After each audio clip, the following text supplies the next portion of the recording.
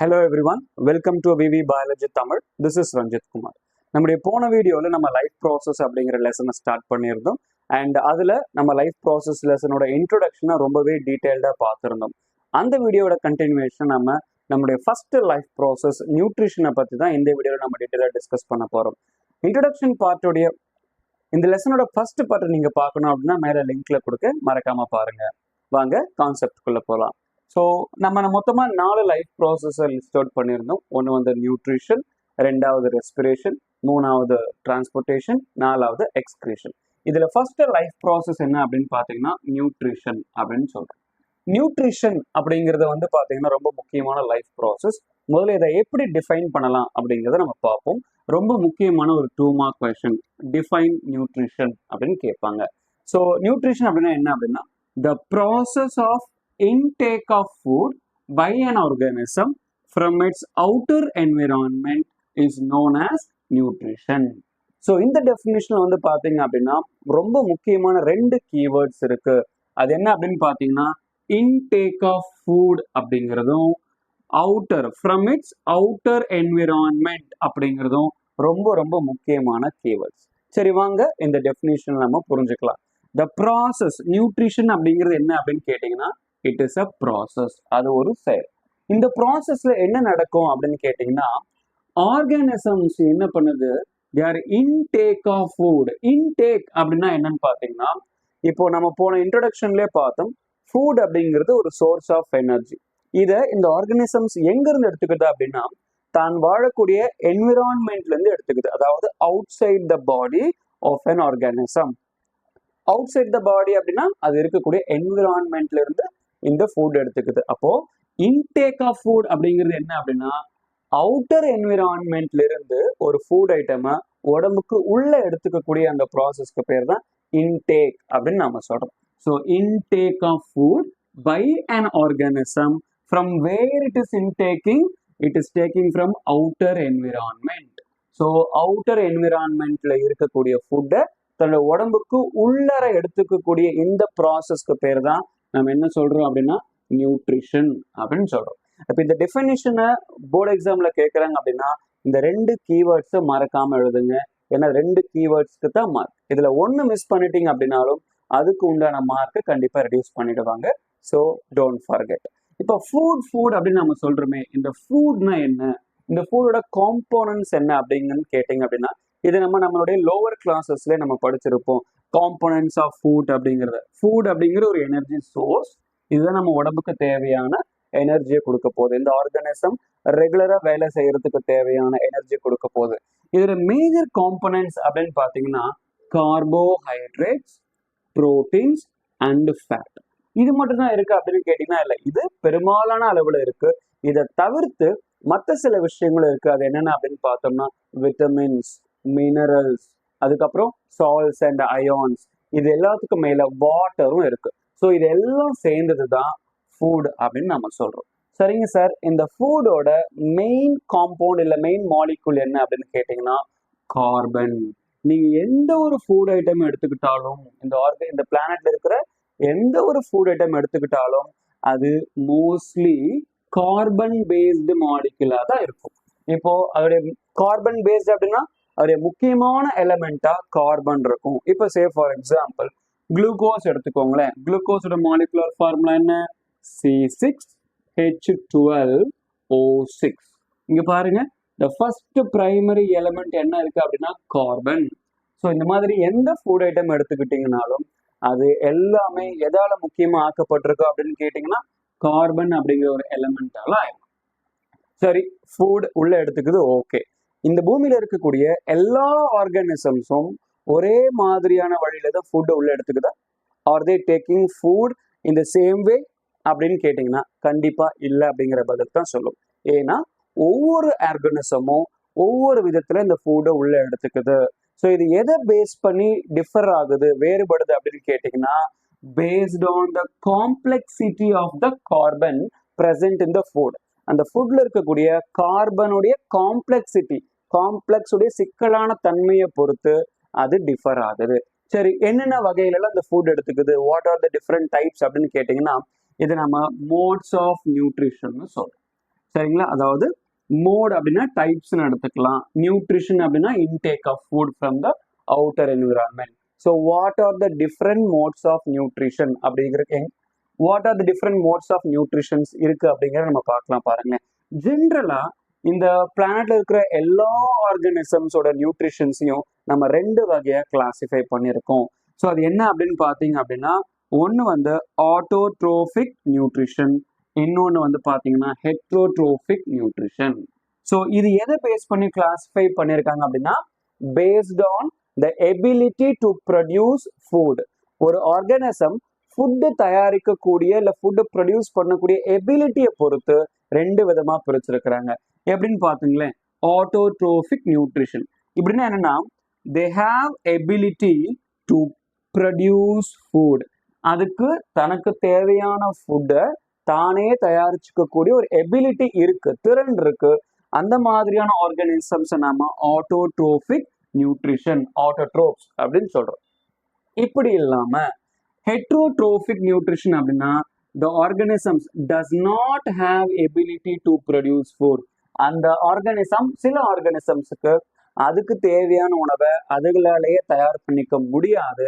அதனால அது வேற அனிமல்ஸ் மேலேயோ இல்லை மற்ற பிளான்ட்ஸ் மேலேயோ டிபெண்ட் பண்ணியிருக்கு தன்னுடைய ஃபுட்டுக்காக. இந்த மாதிரியான ஆர்கானிசம்ஸ் இல்லை இந்த மோட் ஆஃப் நியூட்ரிஷன் நம்ம என்ன சொல்றோம் அப்படின்னா ஹெட்ரோட்ரோபிக் நியூட்ரிஷன் அப்படின்னு நாம சொல்றோம். சரிங்களா. ஸோ இது ரெண்டுத்தை பத்தி இன்னும் டீட்டெயில் நம்ம ஒவ்வொன்றா நம்ம டிஸ்கஸ் பண்ண போறோம், அப்புறம் பார்க்கலாம். ஸோ இந்த ஆட்டோட்ரோபிக் நியூட்ரிஷனை ஃபர்தரா என்ன பண்றாங்கன்னா கிளாஸிஃபை பண்ணியிருக்காங்க.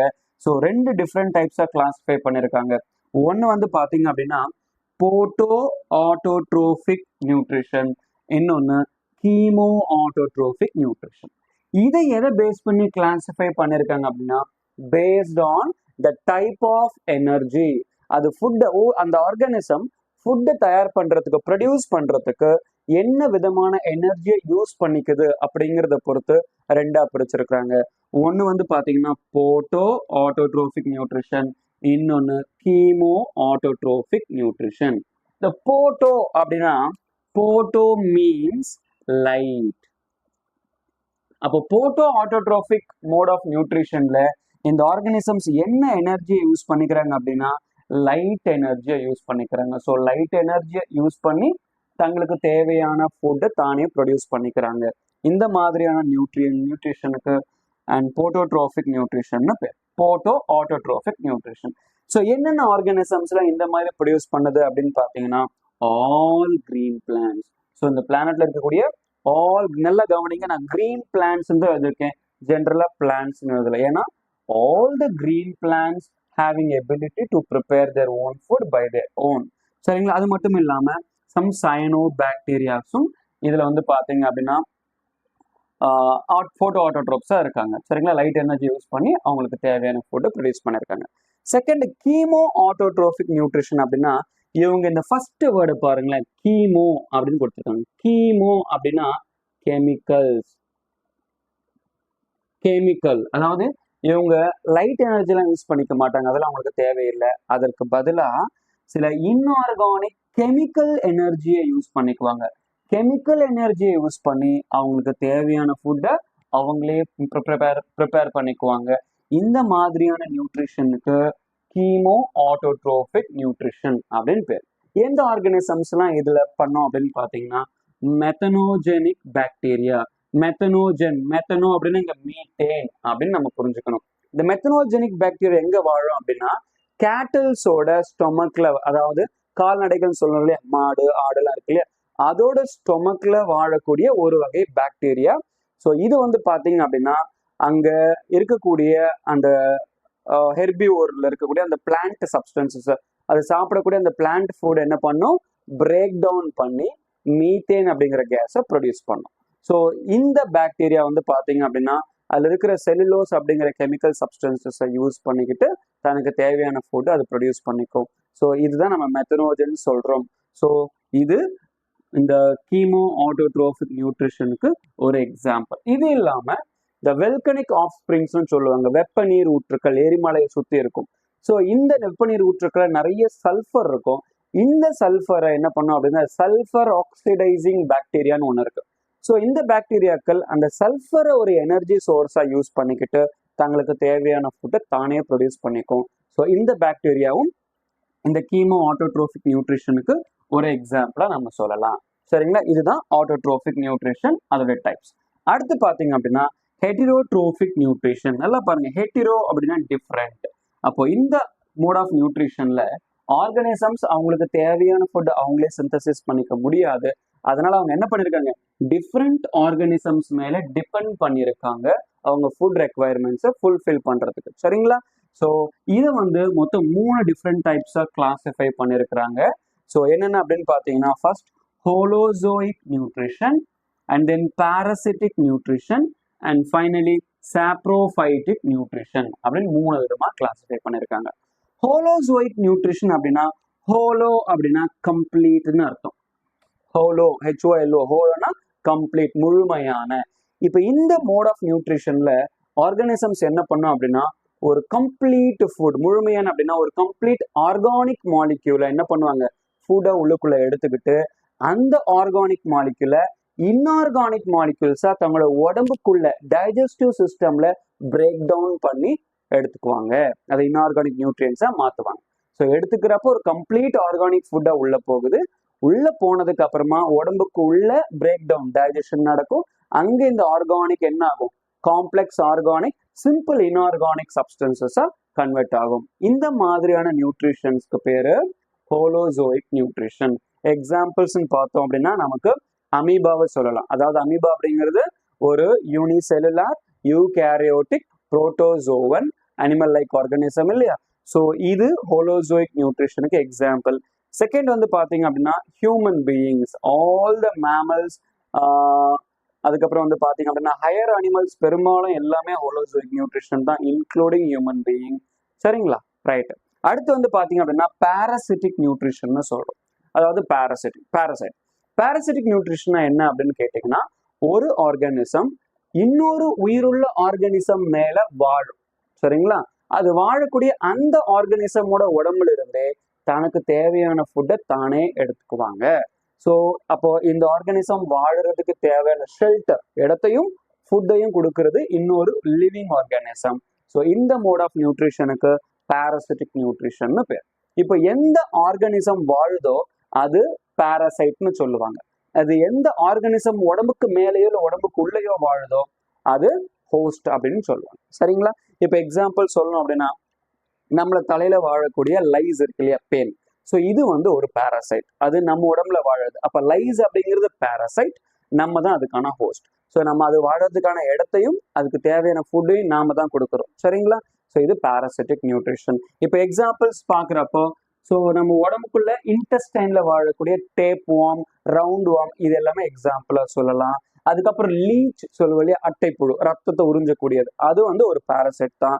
அது மட்டும் இல்லாம கஸ்கியூட்டா அப்படிங்கிற ஒரு பிளான்ட், இதுவுமே வந்து பாத்தீங்க அப்படின்னா இன்னொரு பிளான்ட் மேல ஒட்டிக்கிட்டு வாழும். அதுக்கு தேவையான வாட்டர், நியூட்ரியன்ஸ் எல்லாமே அந்த ஹோஸ்ட் பிளான்ட்ஸ்ல இருந்து எடுத்துக்கும். இது பாராசிட்டிக் நியூட்ரிஷன். ஸோ பெரும்பாலும் இந்த பாராசைட்ஸ் வந்து பாத்தீங்க அப்படின்னா அது வாழக்கூடிய ஹோஸ்ட் ஆர்கானிசம் கொல்லாது. So without harming they will obtain the nutrients from the host. Second வந்து அடுத்து தேர்ட் வந்து பாத்தீங்கன்னா சாப்ரோஃபைட்டிக் நியூட்ரிஷன். சாப்ரோஃபைட்டிக் நியூட்ரிஷன் அப்படிங்கிறது ஒரு ஆர்கானிசம் ஒரு டெட் அண்ட் டீகேயிங் மேட்டர்ல இருந்து தனக்கு தேவையான நியூட்ரியன்ஸை ஃபுட்டை எடுத்துக்கும். சே ஃபார் எக்ஸாம்பிள் இப்போ ஃபங்கை எடுத்துக்கிட்டீங்க அப்படின்னா மழை காலத்துல இல்லை மழை பெஞ்சு முடிஞ்சதுக்கு அப்புறமா இந்த இறந்து போன உடலங்கள் மேல இல்லை இறந்து போன இந்த பிளான்ட் பார்ட்ஸ் இருக்கு இல்லையா, அந்த கொம்புலாம் இருக்கும், கட்டெல்லாம் இருக்கும், விறகுலாம் இருக்கு இல்லையா, அதுக்கு மேல இது வளர ஆரம்பிக்கும். இப்போ ஏதாவது ஒரு ஆர்கானிசம் அனிமல் இறந்து போச்சுனாலும் அது உடம்புக்கு மேல இந்த ஃபங்கை வளர ஆரம்பிச்சிடும். இந்த ஃபங்கை என்ன பண்ணும் அப்படின்னா அதோட உடம்புல இருந்து என்சைம்ஸ் அந்த டெட் அண்ட் டீகேயிங் மேட்டர் மேல செக்ரேட் பண்ணும். இந்த என்சைம் அந்த டெட் அண்ட் டீகேயிங் மேட்டரை பிரேக் டவுன் பண்ணும். இப்போ அந்த டெட் மேட்டர் அப்படிங்கிறது ஒரு ஆர்கானிக் மாலிக்யூல் இல்லையா, அதை இந்த என்சைம் செக்ரேட் பண்ணி பிரேக் டவுன் பண்ணும்.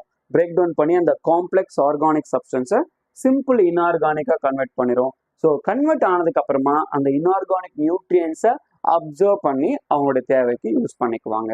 ஸோ இந்த மாதிரியான நியூட்ரிஷனுக்கு பேரு சாப்ரோஃபைட்டிக் நியூட்ரிஷன் அப்படின்னு சொல்லுவோம். இதுக்கான எக்ஸாம்பிள்ஸ் ஃபங்கை சொல்லலாம். ஆல் த ஃபங்கை, மஷ்ரூம் சொல்லுவோம் இல்லையா, so all the fungis and some decomposing bacteria will come under saprophytic nutrition. So இதுதாங்க நியூட்ரிஷன், அதோட definition and modes of nutrition. சரிங்களா? ஸோ இந்த வீடியோ உங்களுக்கு பிடிச்சிருந்துச்சு அப்படின்னா மறக்காம லைக் பண்ணுங்க, உங்க ஃப்ரெண்ட்ஸுக்கு ஷேர் பண்ணுங்க. நம்ம விவி பயாலஜி சேனலை மறக்காம சப்ஸ்கிரைப் பண்ணுங்க, சப்போர்ட் பண்ணுங்க. இந்த டாபிக்ல உங்களுக்கு ஏதாவது டவுட்ஸ் இருந்துச்சு அப்படின்னா அதை மறக்காம கமெண்ட் செக்ஷன்ல சொல்லுங்க. நான் உங்களுக்கு அதுக்கான கிளாரிட்டியை பார்க்குறேன். ஸோ இந்த லெசனோட இன்னொரு பார்ட் வீடியோவோட நான் உங்களை அடுத்த வீடியோவில் சந்திக்கிறேன். அதுவரை bye from all of you. Thank you so much. Thank you for listening. Please support and subscribe my channel. Thank you all of you.